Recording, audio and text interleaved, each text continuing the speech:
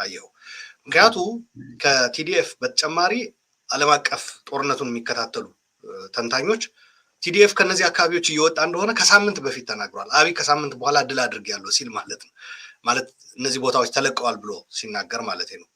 ስለዚህ ይሄ የሚያሳይ ነገር አለ ራሱ የቻለ ማለት ነው። ከዛ አይ ቲንክ በአብይ በኩል ያለው አሰላለፍ ያዘጋጀው እቅድ ነበረ። ይሄ ቅድም እንደገለጽኩልህ የትግራይ ሰራዊት ከመዋጋት ባለፈ አመራሮቹ መረጃዎችንም ያሰባስባሉ። የጠላት እንቅስቃሴ እቅዶች እንደዚህ አስታውሳለሁ። አንዴ ጭፍራ አካባቢ የኦሮሞ ተወላጆች ወደ 20 ገደማ የሚሆኑ የመከላከያ አባላት ተገድለዋል። የተገደሉበት ምክንያት ምንድን ነው?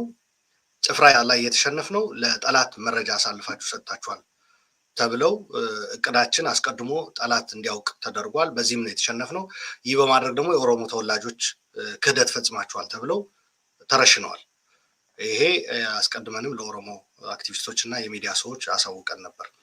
ለማንኛውም ይሄ የአሁኑ ሰፊ የሆነ ብዙ ቦታዎችን የሚሸፍን የታቀደ እቅድ ነበረ። ስለዚህ ቲዲኤፍ ይህንን በመረዳት በተለይ ደግሞ ከፍተኛ ቁጥር ያላቸው ድሮኖች ወደ ውጊያው በማሰማራት የውጭ ቅጥረኛ የሚቆጣጠራቸው በውጭ ኃይሎች የቴክኖሎጂ ድጋፍ የመጡ ማለት ነው። በዩናይትድ አረብ ኤሚራት፣ በቻይና፣ በቱርኪ እነዚህ የተሳተፉበት። ስለዚህ ይሄ ግምት ውስጥ በማስገባት ውጊያው ባህሪው እየተቀየረ እንደሆነ አውቆ ቲዲኤፍ አጀስትመንቶች ማስተካከያዎች አድርጓል። ይሄ የጦርነት ባህሪ ነው። እንደዚህ ማድረግ የጠላት አሰላለፍ አቅም አይተህ አሰላለፍ ላይ ማስተካከያ ማድረግ የአንድ ብስለት የተሞላበት አመራር እንትን ነው። ታስታውስ እንደሆነ ትግራይ ላይ መጀመሪያ ከአንድ ዓመት በፊት ማለት ነው በዚህ ጊዜ አካባቢ እንዲያውም እና ጠቅልሎ የትግራይ መንግስት እና ሰራዊት ከተማዎች ወጥቶ ወደ ተራራማ አካባቢ የሄደበት ጊዜ ነበረ። ምናልባት ከአንተ ጋርም ውይይት አድርገን ነበር በወቅቱና ምንድን ነው ከተሞቹ እንደበድባለን ስላሉ ነው የኃላፊነት የጎደላቸው የሻዕቢያ የኢትዮጵያ ወታደሮች በአንድ ተሰልፈው ከባድ መሳሪያ ይዘው በኤርትራ በኩል በመምጣት በሁሉም ግንባሮች በሰሜን ምዕራብ፣ በምስራቅ፣ በምዕራብ በኩል በመምጣት በከባድ መሳሪያ አክሱም፣ ሽሬ፣ አድዋ እና የተለያዩ ከተሞች ይደበድቡ ነበርና ይህንን በማየት መቀለም የዚህ አይነት ጣፈንታ ሊደርስባት ይችላል በማለት ወደ ተለየ የትግል ምዕራፍ እየገባን ነው የሚል መግለጫ አውጥቶ ነበር። የትግራይ መንግስት ወደ ከከተማ ወጥቶ ያ ያስገኘው ጥቅም ምን እንደሆነ ማንም ሰው ይረዳዋል። ከፍተኛ የሆነ እልቂት እና ደም መፋሰስ ይፈጠር ነበር። በከተሞች አካባቢ ውድመት ይከሰት ነበር። ምክንያቱም ስርዓቱ ምንም ለህዝብ ደንታ የለውም። እያየ ሆኖ በድሮን ስንት ከተሞች አውድሟል። አሁን ለምሳሌ እና ታስታውስ እንደሆነ ደግሞ አሁን በቅርብ ጊዜ የትግራይ ወታደራዊ ኮማንድ ባወጣው መግለጫ ጦርነቱ ወደ ከተማ እየወሰዱት ተቸግረናል።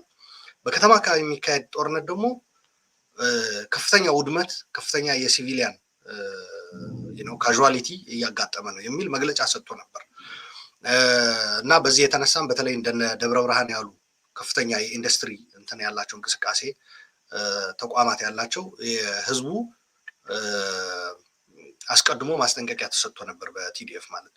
ስለዚህ አጠቃላይ ቲዲኤፍ የጠላትን እንቅስቃሴ ግምት ውስጥ በማስገባት የሚያደርገው ዝግጅት አለ እና አብይ በዚህ ረገድ ከፍተኛ ዝግጅት አድርጎ ነበር ወደዚህ የገባው።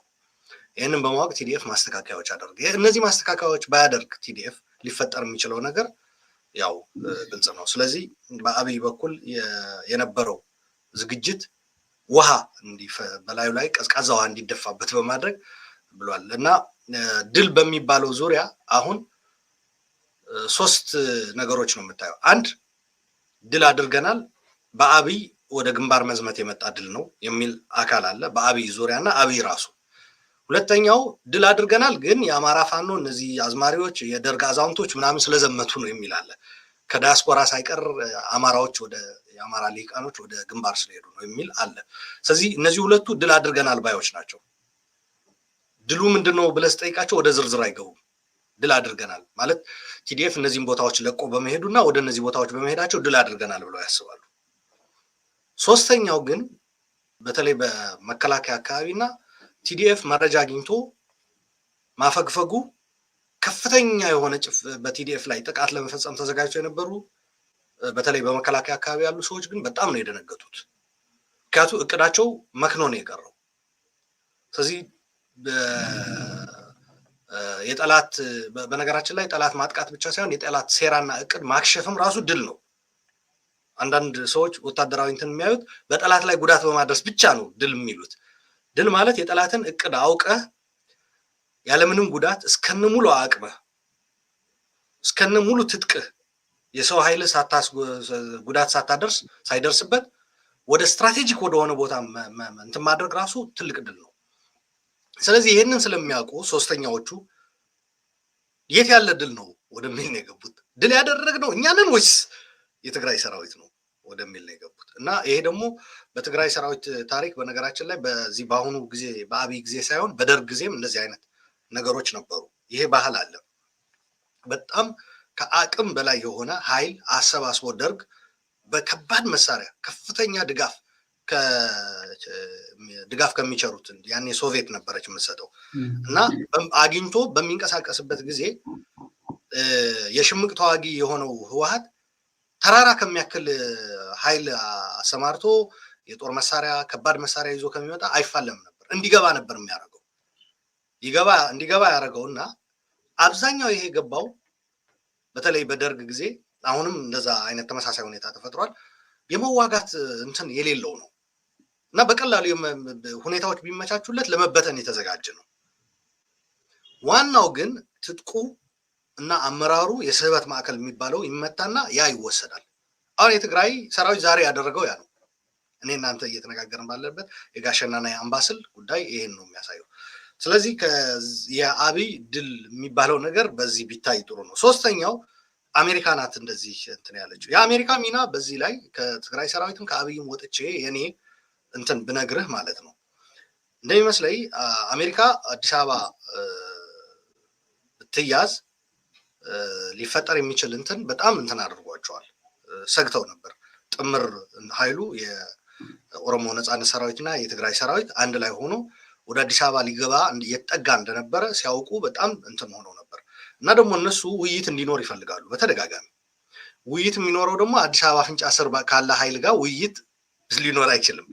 ስለዚህ እነሱ ምናልባት ተጫወቱት የሚባለው ሚና እነዚህ ድሮን ለአብይ አቅራቢ የሆኑ ሀገሮች በተለይ አሜሪካ ባላት የፈርጣማ ክንድ ጫና ልታሳድርባቸው የምችል ሀገሮች ዝም ብላ በማየት የድሮን እንትን ወደ በገፍ አብይ እንዲያገኝ አድርገዋል። እና አንዳንዶች እንደሚሉት ይሄ በተወሰነ መልኩ ባላንስ ለመፍጠርና ወደ ውይይት አሜሪካውያን አሁን እየመረጡ ያሉት አንድ አሸናፊ ሆኖ የሚወጣበት ወይም ደግሞ በህግ የሚጠየቁበት በወንጀልና አብይ ሳይሆን ወደ ውይይት የሚመጣበትና በውይይት ጦርነቱ የሚቆምበት መንገድ ነው እየፈለጉ ያሉት። ስለዚህ ከዚህ አንጻር ሲታይ የአሜሪካ ሚና ይሄ ነው። ከዚህ የዘለለ ለዚህ ደግሞ ማስረጃ አለ። ለምሳሌ የአሜሪካ ስራ አስፈጻሚ አካል የሚባለው ኤግዜኪቲቭ ባዲ which is የውጭ ጉዳይ ሚኒስቴር ለምሳሌ እንትን ብሏል። በጄኖሳይድ የአብይን መንግስት እንትን ለማድረግ ለመበየን ጄኖሳይድ ተፈጽሟል ብሎ ለመበየን ህግ አውጪው አካል በሚወያይበት ጊዜ የአስፈጻሚው የውጭ ጉዳይ መስሪያ ቤቱ የአፍሪካ ጉዳዮች ምክትል ሚኒስቴር የሆኑት ቀርበው የዲፕሎማሲ እድል አሟጠን ለመጠቀም ብታቆዩት ብለው ጠይቀዋል። ይሄ ጄኖሳይድ ጉዳይ አቆዩልን የሚል ምክንያቱም እነሱ ጄኖሳይድ ምናምን የሚባል ከተደረሰ ብይን ከሰጡ ያን የሚመጣው ተደራደሩ አይደለም። ታውቃለህ፣ ጄኖሳይድ ተብሎ ዲተርማይን ከተደረገ ጄኖሳይድ ከፈጸመ አካል ና ቁጭ በል አይደለም። ያ አካል መጥቶ እሺ ብሎ ቁጭ ሊልልህ አንተ ራስህ ቁጭ በል ራሱ አትለው። ስለዚህ የአሜሪካ ህግ አውጪ አካላት ደምድመዋል ጄኖሳይድ እንደተፈጸመ በትግራይ። እነሱ እንዲያውም ያኔ በጣም ነበር የተከራከሩት የውጭ ጉዳይ መስሪያ ቤቱን። ግን የውጭ ጉዳይ መስሪያ ቤቱ አብይ ወንጀለኛ እንደሆነ ካስቀመጥን ኑ ተደራደሩ የሚባል እድል አይኖርም የሚል ነው።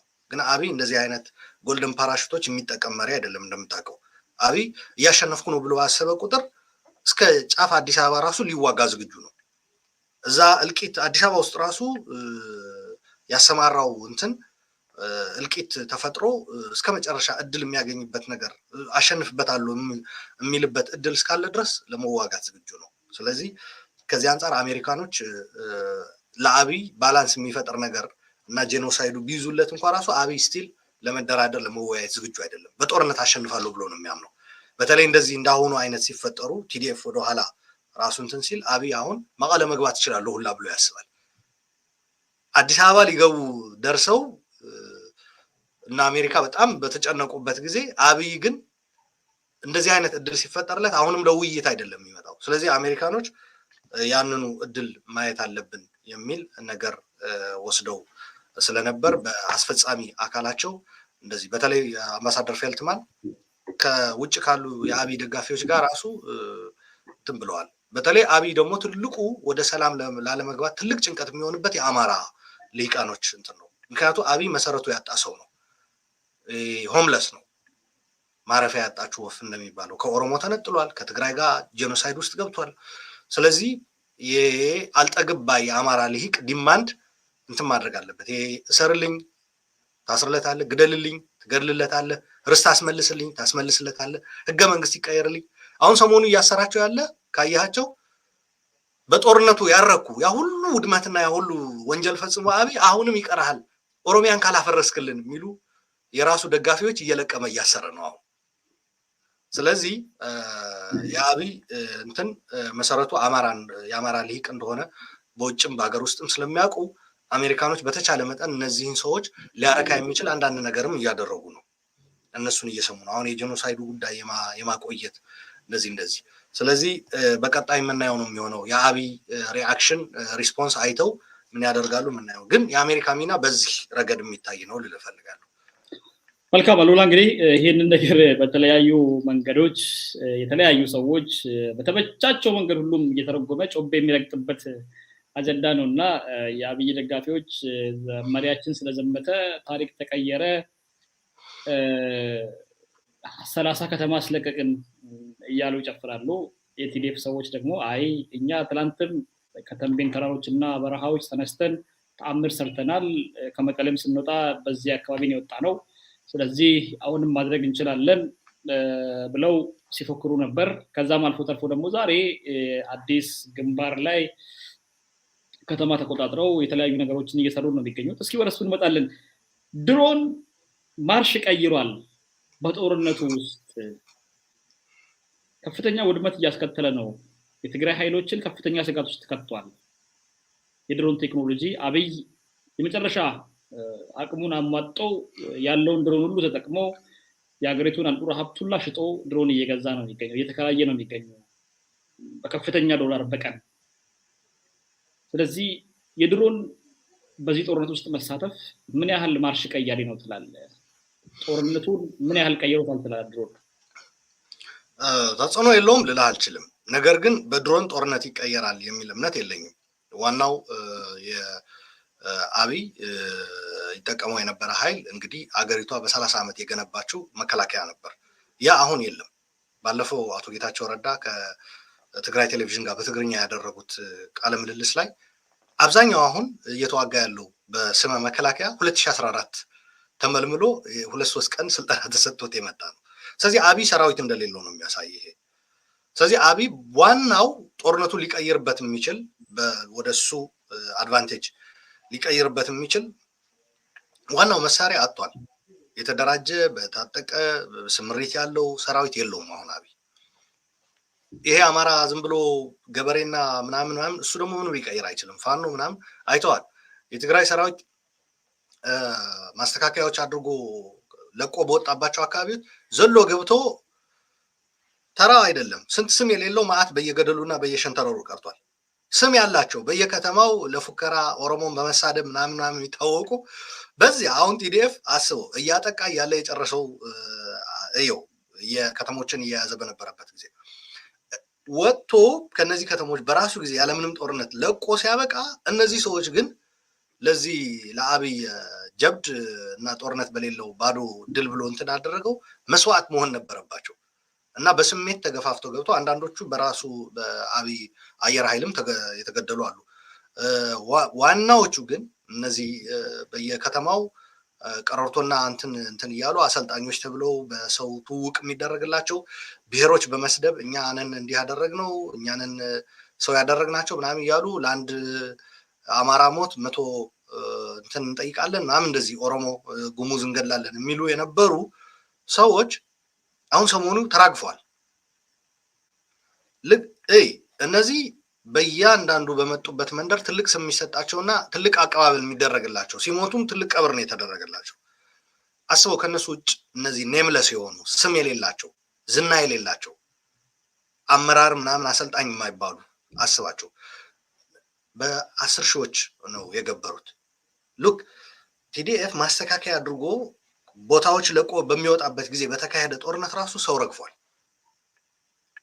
ስለዚህ አሁን አብይ እንደዚህ አይነት ኃይሎች ነው እያሰማራ ያለው። እንደዚህ አይነት ኃይል ስታሰማራ አየር ኃይልም ድሮንም ኢምፓክት ሊኖረው ይችላል። ኦፍ ኮርስ ምንም ጥያቄ የለውም። ለምሳሌ ቲዲኤፍ ወደ አዲስ አበባ ተጠግቶ ቆይቶ እንደዚህ አይነት ቴክኖሎጂ ሲመጣ ያ ቴክኖሎጂ ከመምጣቱ በፊት በነበረው ስልት የውጊያ እንትን ሊቀጥል አይችልም። ስለዚህ ማስተካከያዎች ያደርጋል። ስለዚህ ለምሳሌ ወደ ሆነ ቦታ የሚደረግ ግስጋሴ ጊዜው ሊያስረዝመው ይችላል። እንደዚህ አይነት ነገሮች ነው። ከዛ ውጭ ግን በድሮን ተዋግተህ ውጊያ ማሸነፍ አትችልም። ሲጀመር በድሮን ውጊያ የሚሸነፍ ጦርነት አይደለም አሁን ያለው ኢትዮጵያ ውስጥ። በድሮን ውጊያ የምታሸንፋቸው ጦርነቶች አሉ። በሌላ ዓለም እንደዚሁ አይነት ነገሮች ተፈጽመዋል። ግን አሁን ያለው ጦርነት በጣም ሜካናይዝድ የሆነ ጦርነት አይደለም። ሜካናይዝድ የሆነው ሙሉ ለሙሉ ኮንቬንሽናል የሆነው ጦርነት በአሁኑ ሰዓት የኢትዮጵያ መከላከያ በፈረሰበት እና በተበታተነበት የሚባል የከባድ መሳሪያ አቅርቦትም ሆነ ያንኑ ተጠቅሞ የሚዋጋ ኃይል በሌለበት ሁኔታ ድሮን ያን ያክል እንትን ይኖረዋል የሚል እንትን የለኝም። ኢቭን ለምሳሌ አሁን በድሮኑ እንበል ቲዲኤፍ ድሮን የለውም፣ ግን ድሮኑ የቲዲኤፍ ቢሆን ለምሳሌ በድሮን ቲዲኤፍ ሊያሸንፍ አይችልም ጦርነት። ሊሆን የሚችለው ምንድን ነው? የተቃራኒ ኃይል አቅም ግን በተወሰነ መልኩ ጫና በመፍጠር አስተዋጽኦ ያደርጋል። ይህንኑ በመረዳት ነው ቲዲኤፍ ይሄ እንዳይጠቀሙ ነው ያደረጋቸው። ቲዲኤፍ ይሄ መረጃ ይሄ ነገሮች በማንበብ የጉዳዩ ወዴት አቅጣጫ እያመራ እንደሆነ ካሁን በፊት ተሞክሮ ወስደዋል። ትግራይ ላይ ታስታውስ እንደሆነ መጀመሪያ አካባቢ ጦርነቱ ከሰሜን እዝ ጭምር በተገኘ የጦር መሳሪያ በሜካናይዝድ ጭምር የተደገፈ መደበኛ ጦርነት ነበር ሲካሄድ የነበረው ኮንቬንሽናል ዋርፌር። ከዛ ግን የድሮን ከአሰብ እየተነሱ የሚመቱ ድሮኖች ድብደባ ሲጀምሩ ቲዲኤፍ ወደ ምን መቀየር ነበረበት? ወደ ሽምቅ ውጊያና ወደ ተራራዎች መሄድ ነበረበት። ያ በሆነበት የድሮን ውጤታማ መሆን አበቃ እዛ ላይ። ስለዚህ ከዛን ጊዜ ጀምሮ ቲዲኤፍ በድሮን አካባቢ ሊኖር የሚችል ከድሮን መምጣት ጋር ሊኖር የሚችለው ጉዳትና አደጋ ትምህርት ወስዷል። እና ይሄ በመሆኑ ያን ያክል እና የጦርነቱ ባህሪ ደግሞ ግምት ውስጥ በማስገባት ድሮን ሊያሸንፉ የሚችል ጦርነት የለም። የፈለገ ቴክኖሎጂ እዛ የትግራይ ወታደራዊ ኮማንድ መግለጫ ላይም ካየኸው ጦርነቱ እያለቀ ነው። የፈለገ ቴክኖሎጂ ለምሳሌ በዚህ ደረጃ ድሮን ድጋፍ ተደርጎለት የሚዋጋ የተደራጀ አቅም ያለው አመራር ያለው ሰራዊት ቢኖረው ኖሮ ኦፍኮርስ ድሮን የሆነ ሚና ተጫውቷል። ከዛ ደግሞ ተከታዩ ሰራዊት ደግሞ የሚጫወተው ሚና ይኖራል። እንደዛ አይነት ቁመና የለውም አሁን የኢትዮጵያ ሰራዊት፣ የአብይ ሰራዊት ማለት ነው። የኢትዮጵያ ሰራዊት የሚባል የለም አሁን፣ መከላከያ የሚባል የለም። የ2014 ምልምል ህፃናቶች እና ደግሞ የአማራ ገበሬዎች በአማራ ሚሊሻና ምናምን እንደዚህ በእንደዚህ አይነት ሁኔታ ሊቀየር የሚችል ነገር የለም። ለዚህም ነው የትግራይ ሰራዊት ማስተካከያ አድርጎ ከአንዳንድ ቦታዎች በለቀቀ አሁን በዛሬ እያየሁ ነው ውጤቱ። ወዲያውኑ ነገሮች እየተቀየሩ ነው ያሉት ማለት ነው። ስለዚህ በድሮን እንትን የሚደረግ ነገር የለም። ግን ድሮን በተለይ ከተሞችን በማውደም ንጹሐንን በመግደል ግን እየተጫወተው ያለው ሚና እጅግ አደገኛ እና በጣም ወንጀል ነው። ምናልባት አሁን እንደሚታየኝ የቱርክ በተለይ በአፍሪካ ቀንድ ለኢትዮጵያ ብቻ ሳይሆን ለሶማሊያም ጭምር አሁን እያቀረበች ነው እና ቱርክ የራሳቸው የሆነ በሀገራቸው ከአማጽያን ጋር በተያያዘ የራሳቸው የሆነ ችግር አለባቸው። ስለዚህ በተቻለ መጠን እንደዚህ አይነት እንቅስቃሴዎች በተለያዩ የዓለም ክፍል ማዳከም ይፈልጋሉ እና ለዚህም ነው ድጋፍ እያደረጉ ያሉት የድሮን ማለት ነው። የአሜሪካ ቀደም ገልጨላለሁ የዩናይትድ አረብ ኤሚራት ከአሜሪካ ጋር በተያያዘ ነው እሱ አሜሪካ በሚኖራት አቋም ተያይዞ እንትን የሚለው ነገር ግን እነዚህ ሁሉ የቴክኖሎጂ የድጋፍ ምናምን ታክሎበት ራሱ ጦርነቱ መቀየር አይቻልም። ጦርነቱ መቀየር የሚቻለው እንደነገርኩ ወይ አቅም ይኖርሃል የራስህ የተደራጀ ኃይል ወይም ደግሞ ጦርነቱን ለማስቆም የተዘጋጀ አስተሳሰብ መኖር መቻል አለበት ወይም ደግሞ አንዱ አካል ተሸናፊ ሆኖ ጉዳዩ ሲያልቅ በዛ ሲደመደም ነው። መልካም እስኪ ወደ ጋሸና ግንባር ልውሰድ አሉላ። ጋሸና ግንባር ምንድነው የተፈጠረው ዛሬ ምንድነው የሆነው? ምናልባት ለማግኘት እንደሞከርነው የትግራይ ሰራዊት ለቆ ወጥተዋል ተቋድረናል ብሎ ጠቅላይ ሚኒስትሩ ጭምር ሲያወራበትና የተለያዩ የመንግስት ሚዲያዎችና ደጋፊ ተደጋፊ ሰዎችም ሲያወሩበት የነበረ ጉዳይ ነው። ድጋሚ በቲዲኤፍ ቁጥጥር ስር ገብቷል የጋሸና ግንባር። ጋሸና በጣም የምትገርም ቦታ ናት። አንድ ስትራቴጂክ ቦታ ናት። ወደ ሁሉም አቅጣጫዎች የምታገናኝ ናት። በንፋስ መውጫ በኩል አድርገህ ወደ ደቡብ ጎንደር ለመሄድ እንትን ይላል። በጋይንት በኩል ወደ ወልዲያም ወደ ላሊበላም እንዲሁም ወደ እንደገና ደግሞ በምስራቅ በኩል ደግሞ ወደ በወገል ጤና በኩል አድርገህ ኦል ዘ ዌይ ወደ ላይ ለመውጣት ያመቻል። ወደ ሁሉም አቅጣጫዎች እንትን ናት ለመሄድ የምታመች ቦታ ናት። በዛ ላይ አሁን ብቻ ሳይሆን ካሁን በፊትም ታስታውስ እንደሆነ ቲዲኤፍ በጋሸና በኩል አድርጎ ከወልዲያ ተነስቶ ማለት ነው ኦፍኮርስ ከትግራይ በደቡብ ትግራይ ራያ በኩል አድርጎ ቆቦ ይዞ ወልዲያ ከዛ ከወልዲያ ተነስቶ ወደ ጋሸና ከጋሸና ደግሞ ኦል ዘ ዌይ ወደ ይሄ ወረታ ወልዲያ የሚያገናኘው መስመር ይዞ በንፋስ መውጫ በእነዚህ ፍላቂት ኦል ዘ ዌይ እስከ ጋይንት እስከ ደብረታቦር ለመያዝ ጫፍ ላይ ደርሶ ነበር። ከዛ የአብይ ሰራዊት ወደ በጋሸና በኩል ቆርጦ ወደ ወልዲያ እንትን ለማድረግ የትግራይን ሰራዊት ለመቁረጥ በተነሳበት ጊዜ ያኔም ጋሸና ከትግራይ ሰራዊት እጅ ወጣ በአብይ ሰራዊት የገባችበት ሁኔታ ነበረ። ወዲያውኑ ነው ቲዲኤፍ ይሄንን ቀልብሰው ጋሸናን ያዙት እና በተለያየ ወቅት ትያዛለች፣ ትለቀቃለች፣ አንዱ ይዛታል፣ ሌላኛው እንደገና ይዛታል። በእንደዚህ አይነት ሁኔታ ነው። ይሄ ግን የትግራይ ሰራዊት ከወታደራዊ ስትራቴጂ አንጻር እያየ ነበር እነዚህን ነገሮች ሲያደርግ የነበረው እና አሁንም ተመልሶ ጋሸና እንደያዘ ዛሬ ተነግሯል።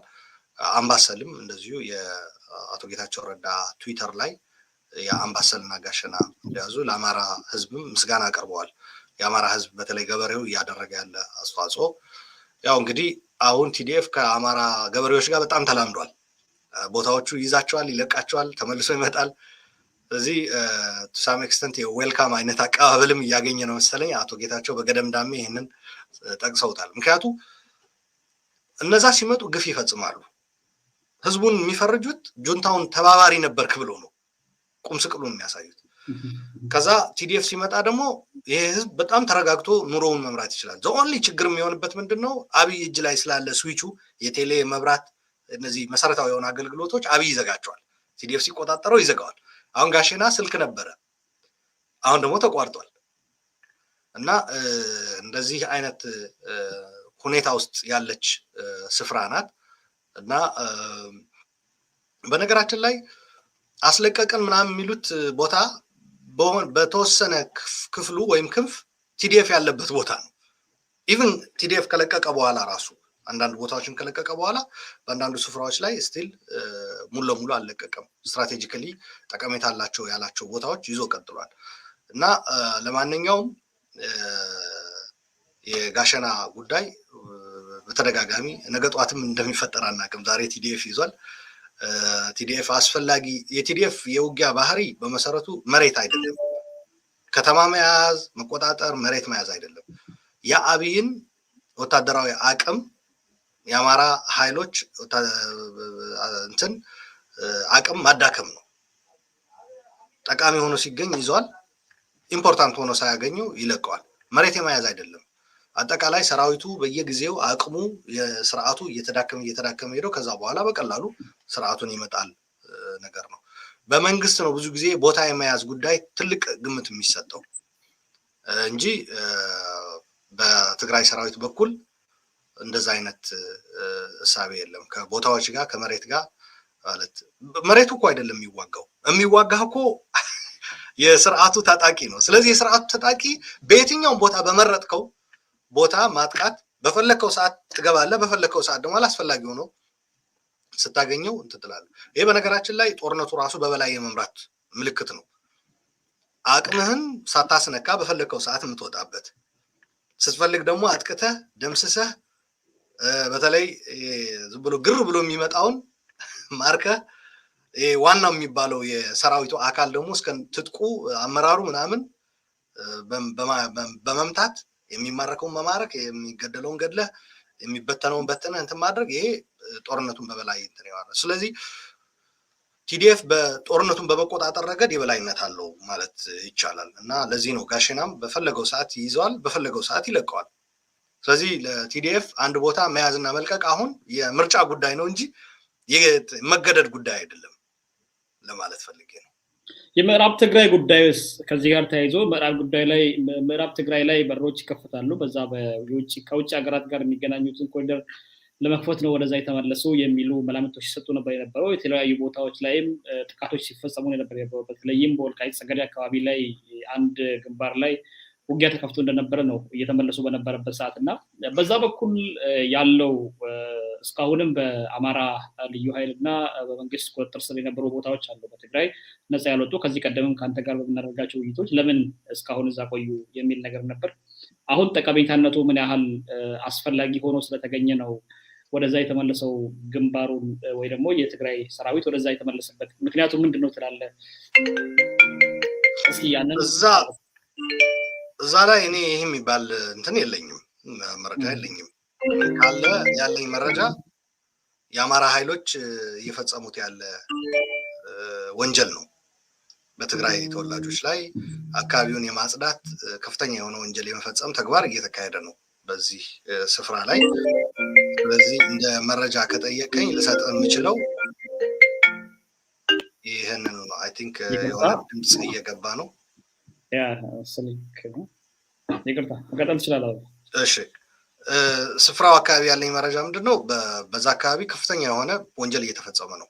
ሙሉ ለሙሉ የትግራይ ሰው የሚባል የማጽዳት ተግባር ተገድሎ ወደ ተከዜ ድልድይ ይወረወራል። ወደ ሱዳን እየተሰደደ አለ። በየቦታው በጅምላ ተገድሎ የሚቀበር በጅምላ መቃብር አለ። በመኪና ተጭኖ ወደ ተከዜ በማሻገር እንትን የሚደረግ አለ፣ ተፈናቅሎ ማለት ነው። ከዚህ በተጨማሪ ሴቶች በጣም ይደፈራሉ። ኮንሰንትሬሽን ካምፖች አሉ። አሁን ሰው ታጉሮ እዛ ምግብ የሌለበት ውሃ የማያገኝበት ከፍተኛ የሆነ ስቃይና መከራ የሚፈጸምበት ስፍራ ነው። መንደሮች ተቃጥለዋል፣ ለምልክት እንዲሆን እንዳይቀሩ ተደርጎ ማለት ነው። ሙሉ ለሙሉ የትግራይ ማንነት የመሰረዝ ስራ እየተሰራ ነው እዛ አካባቢ። ይሄ መረጃ ነው። ከዛ ውጭ ግን ከወታደራዊ ጋር በተያያዘ ግን ምንም አንዳንድ ሰዎች የሚያወሩት ይመስለኛል መነሻው አውቀዋሉ የሆነ ስምምነት ላይ ተደርሷል ብለው የሚያስቡ ሰዎች አሉ። እስካሁን ድረስ አንድ የትግራይ ወታደራዊ ኮማንድ ስምምነት ስለደረስ ነው ከነዚህ አካባቢዎች ወጣ ነው አላለም። በነገራችን ላይ ከእውነተኛ ከመሆን በተጨማሪም በተሻለም ግልጽነት ያለ ይመስለኛል። እኔ ከአብይ ይልቅ የአብይ ግልጽነት ይጎላል። እንደገና ውሸት ነው።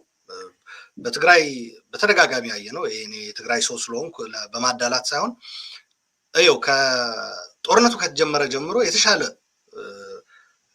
ግልጸኝነትና እንደገና ደግሞ ሙሉ ለሙሉ እውነተኛ የመሆን እንትን የምታየው በትግራይ በኩል ነው። የውሸት የሆኑ እንትኖች የሉ። ሊወጡ ከሆነ ወጥተናል በግልጽ ይላሉ። ወታደራዊ ማስተካከያን ያደረግነው ወታደራዊ ማስተካከያ መሆኑ አየ ነው። ለምሳሌ ስምምነት ላይ ከተደረሰ ከአማራ መውጣት ነው አይደል ስምምነቱ የሚለው። ለምን ታዲያ አሁን ተመልሰው መጡ? ስምምነቱ ምን በላው? እንደገና አሜሪካም ሆነ በአሜሪካ እንትን አድራጊነት በአፍሪካ ህብረት የተሾመው ኦባሳንጆ ኬንያ ነበር። አሁን ሰሞኑ በጣም እድል የለም እያለ ነው አሁንም ወደ ድርድር። ምክንያቱም አብይ አሸንፋለሁ ብሎ ያስባል። አሸንፋለሁ ብለህ የምታስብ ከሆነ ድርድር የለም።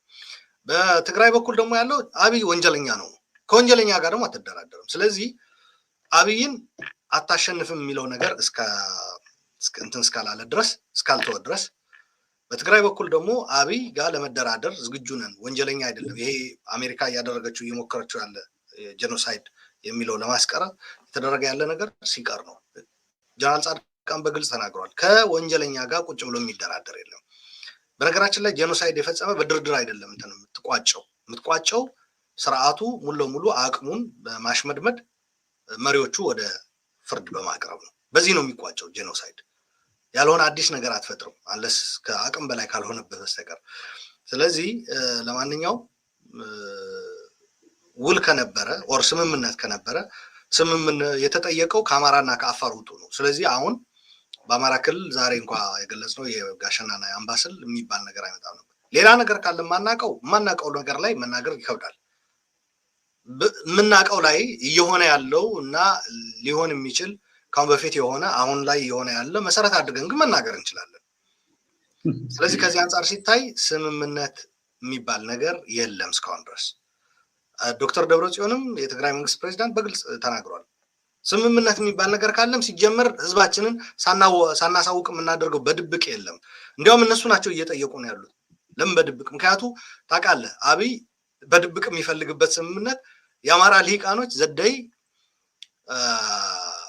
አብይ ለስምምነት ዝግጁ ነኝ ብሎ በይፋ ከተናገረ የአማራ ልሂቃን እላዩ ላይ ይወጡበታል እና ይሄ ስለሚያውቅ በድብቅ ስምምነት ለማድረግ ለሀያላን ሀገሮችም ገልጿል። ለቲዲኤፍም ለትግራይ መንግስትም በድብቅ እንስማማ ብሏል። በድብቅ የሚባል ስምምነት አይኖርም የሚል የትግራይ መንግስት ፕሬዚዳንት ዶክተር ደብረጽዮን ይህንን ግልጽ አድርጓል። ስለዚህ ይሄ ስታይ ስምምነት አለ ከሚል ነው ከዛ እንዲወጡ ከዛ የምዕራብ ትግራይ እንዲከፈት። ስለዚህ የምዕራብ ትግራይ ብለህ በሚነገረው ነገር ያቀረብከው ስምምነት አለ ከሚል የመጣ እንጂ በተጨባጭ የሆነ ነገር የለም፣ የተፈጠረ ነገር የለም። ጦርነትም እኔ እስካሁን ባለኝ መረጃ እዛ አካባቢ የተካሄደ ጦርነት የተያዘ ቦታም አልሰማሁም። ያለው ግን እንደነገርኩ ሰብአዊ እንትኑ ግን ቀውሱ ግን እንደቀጠለ ነው። ዘር ማጥፋት ወንጀሉ እንደቀጠለ ነው።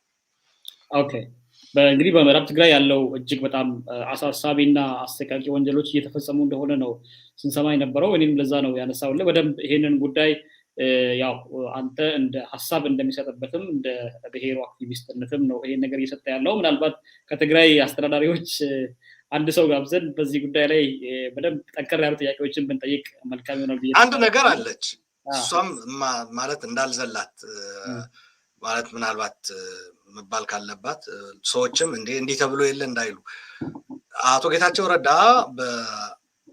ሰሞኑ በትግርኛም በአማርኛም በሰጡት ቃለ ምልልስ ላይ የሆነ አንድ ሂንት ሰጥተዋል።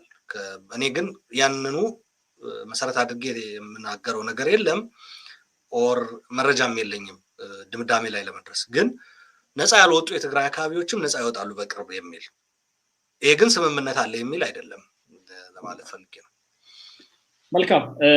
ከዚህ ጋር እያይዘን በደንብ ሊነሳ የሚገባው ጉዳይ እንግዲህ አንተ አሁን እያነሳልኝ ያለኸው ምንም የለም ከትግራይ መንግስት የተገለጸ ነገር እስካይል ድረስ በግልኛ የምናወራው ነገር ምንም ተግባራዊ የሚደረግ ነገር የለም ነው በግልጽ እያነሳልኝ ያለኸው። እንደ መከራከሪያ የምናነሳቸው ሀሳቦችን እስኪ ላንሳ።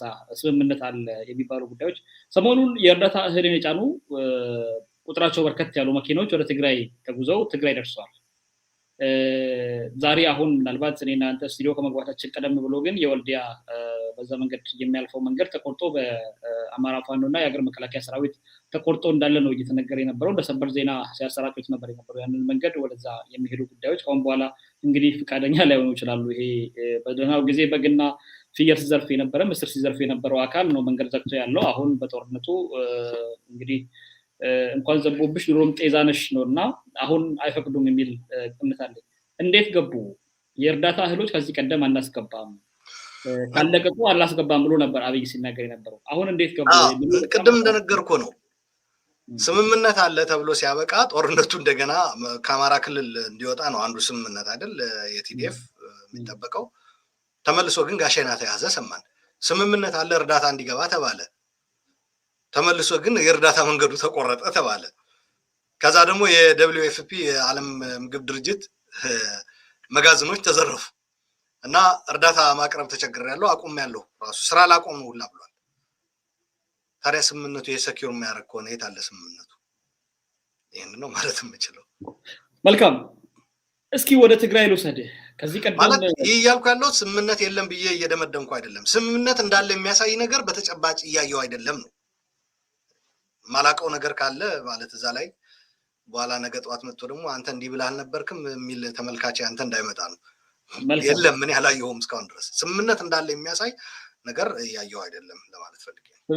ስምምነት የለም በድምድሜ 4 ነጥብ ላይ ያስቀምጬ የለም ሳይሆን እኔ ስምምነት አለ የሚያስብል ምንም አይነት ቅርብ ሁኔታዎች የሉም የሚል ነገር ነው በአንተ ንግግር እንደተረዳሁት። ይሄንን እኔም እቀበላለሁ። ምናልባት እንግዲህ ይሄንን ነገር በደንብ ሊያረጋግጡ የሚችሉት ምናልባትም ከአብይ ወገን ያሉ ወይ ደግሞ ከትግራይ ወገን ያሉ ባለስልጣናት ናቸው በደንብ ሊያስረዱ የሚችሉት።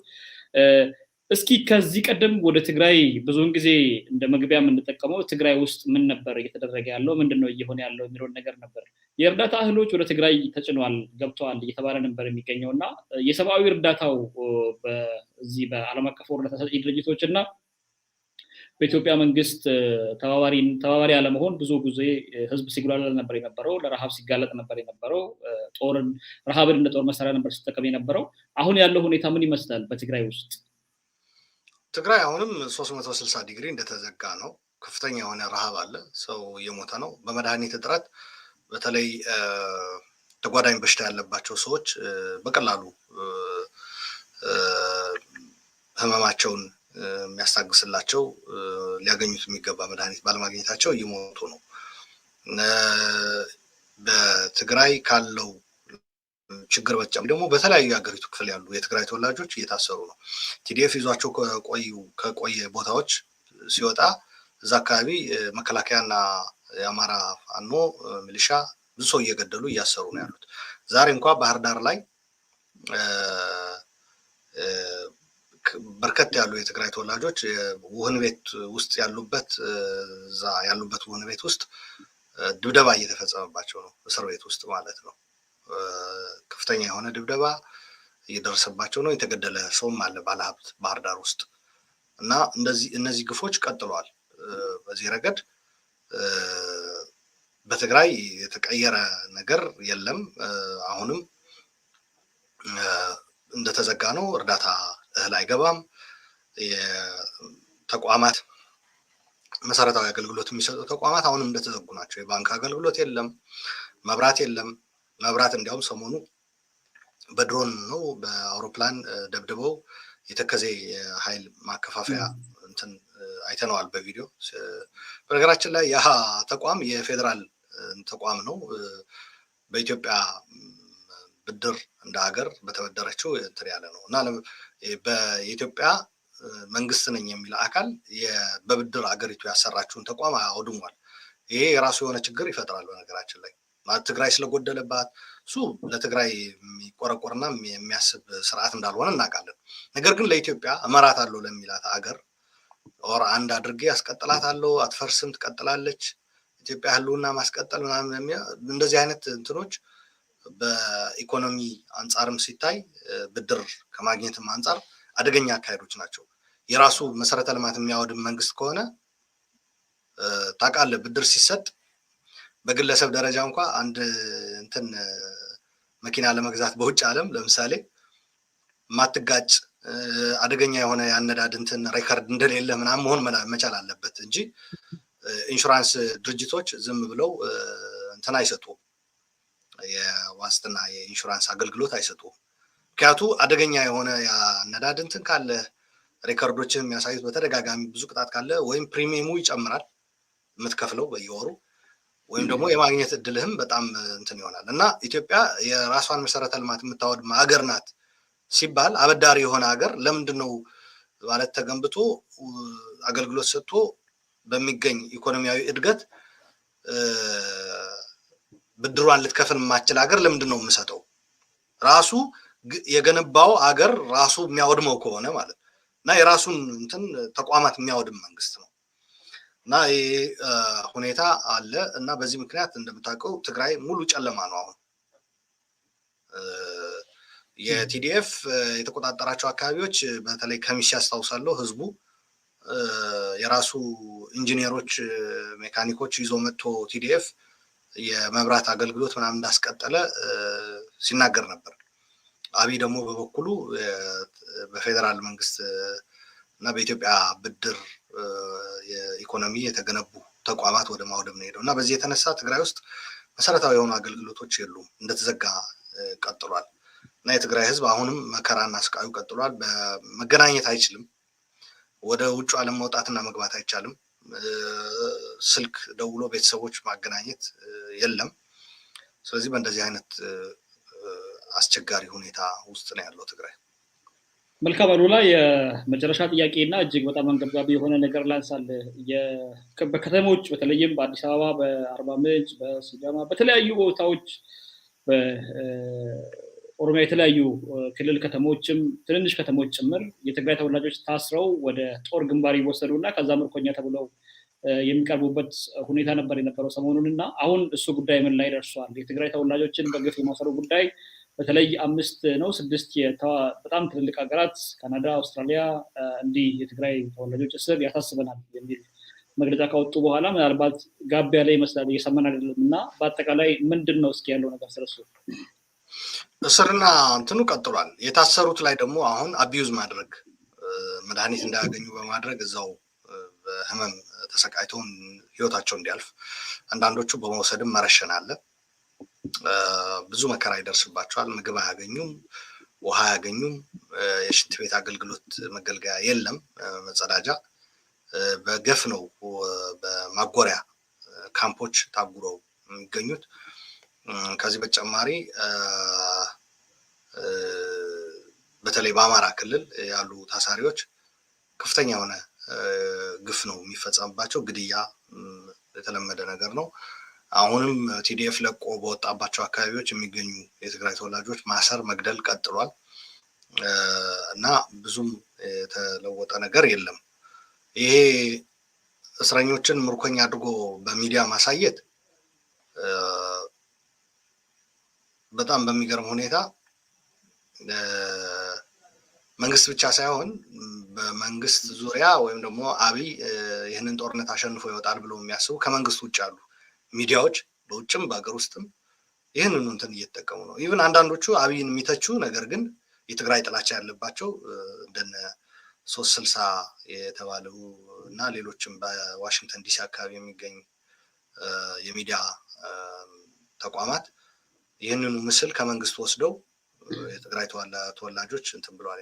ተመልሰው እንደገና እነዚህ ተመሳሳይ ሰዎች እጅ ስጥ ብለን ባቀረብነው ጥሪ ነው እጅ የሰጡ ናቸው ብሎ መንግስት ሲናገር፣ እንዴ እነዚህ ቲዲኤፍ የተቆጣጠራቸው አካባቢዎች እኮ ስልክም ኢንተርኔትም የለም፣ በየት በኩል ሚዲያም የለም፣ በየት በኩል ሰምተው ነው?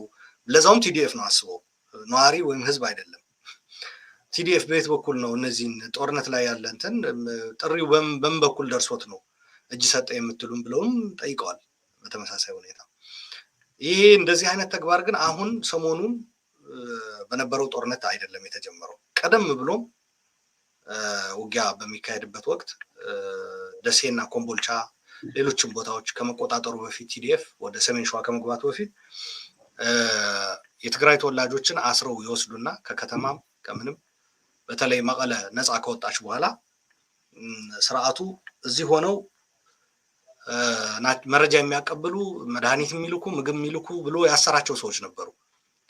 ከ3 ወር ከምናምን በፊት ማለት ነው። እና እነዚህን ሰብስቦ ሙርከኛ ብሎ ሲያቀርባቸው የአዲስ አበባ ልጆች ናቸው በብዛት ደግሞ አማርኛቸው ራሱ ትግራይ ተወልደው ያደጉ አይደሉም። እና እነዚህ ሰዎች ደግሞ እንደምታውቀው የሰፈር ልጅ አላቸው፣ ጓደኛ ማለት ነው፣ የትምህርት ቤት ጓደኛ፣ አብሮ አደግ፣ የቢዝነስ ጓደኛ እንደዚህ ያላቸው እና በሚዲያ የሚያየው በተወሰነ መልኩም አብይን የሚደግፍ ጭምር ሳይቀር እነዚህን ጓደኞቹ ያያል። እና እንዴ ምን ነካው ይሄ መንግስት? አረ ይሄ እኛም ተሸማቀልን ሞት ነው። ከዚህ ከሰፈራችን የወሰዱት ሰው እኮ ነው በቴሌቪዥን ማለት። ይሄ የሚያሳየው እንደዛ አይነት ኢሞራል የሆነ መጥፎ የሆነ ተግባር መፈጸሙ ስርዓቱ መሸማቀቃቸው ብቻ አይደለም፣ ሰዎቹ ስርዓቱ እየዋሸ እንደሆነ የማወቅ ዕድል ያገኛሉ።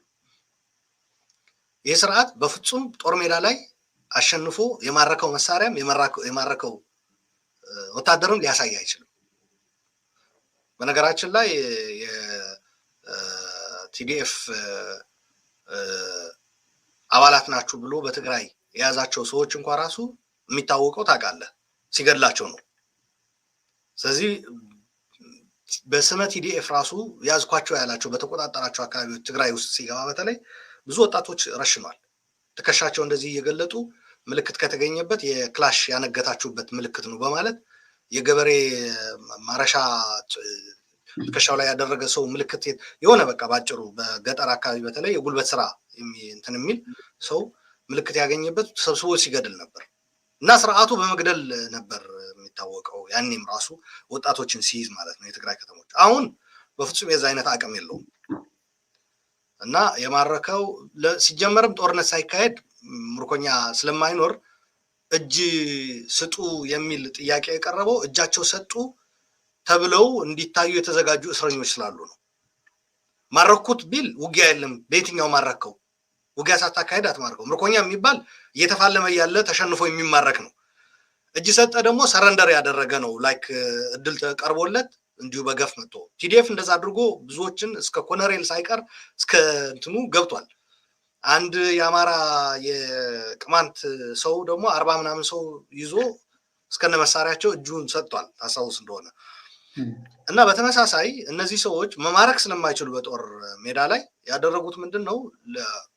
እኛ እናቅ ነበር በየእስር ቤቱ ያለ ትግራዋይ ለዛ እየተዘጋጀ እንደሆነ እና አስቀድመን ደግሞ እንናገራለን። ሁሌ እንዲህ እያሰቡ ነው።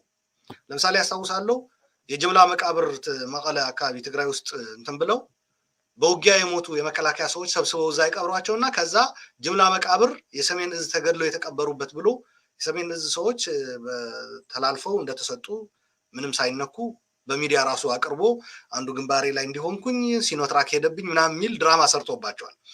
ግን እነዚህ የሰሜን እዝ ለውጭ ፕሮፓጋንዳ ለመጠቀም በሰሜን እዝ ምክንያት ነው ወደዚህ እንትን የገባ ነው የሚለው በኋላ ላይ አብይ የሰሜን እዝ አይደለም መዋቅራዊ ቅራኔ ነው እዚህ ሀገር ጦርነት ውስጥ የከተተን ብሎ ያስተባበለው ማለት ነው።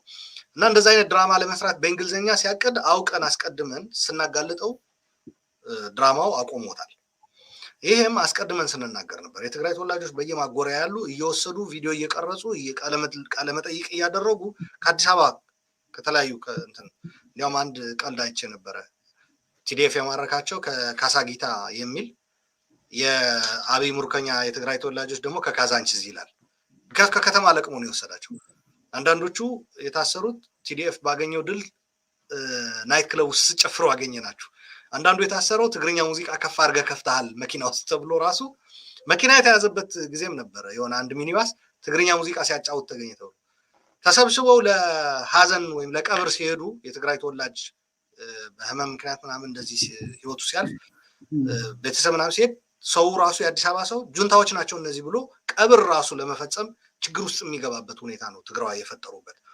እና እንደዚህ እያፈሱ እየሰበሰቡ ወስደው ያጎሯቸው አውጥተው ነው እጅ ስጡ ባልነው መሰረት ጦርነት ሳይኖር አስበው ራሱ ቲዲኤፍ ቦታዎችን ለቆ በወጣበት እጅ ሰጥተው የሚል ድራማ ተሰራባቸው። ይሄ ድራማ ግን እንደነገርኩ እነዚህ ሰዎች አብዛኞቹ የከተማ ነዋሪዎች ከከተማ የተወሰዱ ስለሆኑ አብሮ አደግ፣ የሰፈር ልጅ፣ የስራ ባልደረባ፣ የትምህርት ቤት ጓደኛ ምናምን ያላቸው ናቸው እና በዛ ሲጋለጥ ነበር። ግን ይሄ እንዳልኩ አጸያፊ ተግባር መፈጸሙ ብቻ ሳይሆን ስርዓቱ ድል እያደረኩ ነው እያለው ያለው ነገር ራሱ በራሱ ስራ በራሱ ፕሮፓጋንዳ እንዲጋለጥ አደረገው። ይህ ስርዓት ውሸታም ነው የሚለው ተጋለጠ። ምክንያቱም እነዚህ ሰዎች እንደነገርኩ በማህበረሰቡ ውስጥ የነበሩ ሰዎች ናቸው። እነዚህ ሰዎች ለማህበረሰቡ ነው እያቀረብክ ያለው እንጂ ለአሜሪካውያን አይደለም። ለምሳሌ ከአዲስ አበባ የወሰድካቸው የትግራይ ተወላጆች ለአዲስ አበባ ህዝብ ነው ሙርከኛ ብለህ እያቀረብክለት ያለው። ያኔ ሊሆን የሚችለው መልስ ምንድን ነው? ቲሽ ነው የሚሆነው ማለት የማይረባ ስርዓት ተዋግቼ እንዳደረኩ የሚለው የለውም ለካ ምንም ውሸት ነው ግንባር ላይ ያደረኩት የሚል ነገር ነው የሚመጣው። እና ከዛ አንጻር ቢታይ ጥሩ ነው የሚል እንትን ያለኝ ውሸት መሆኑ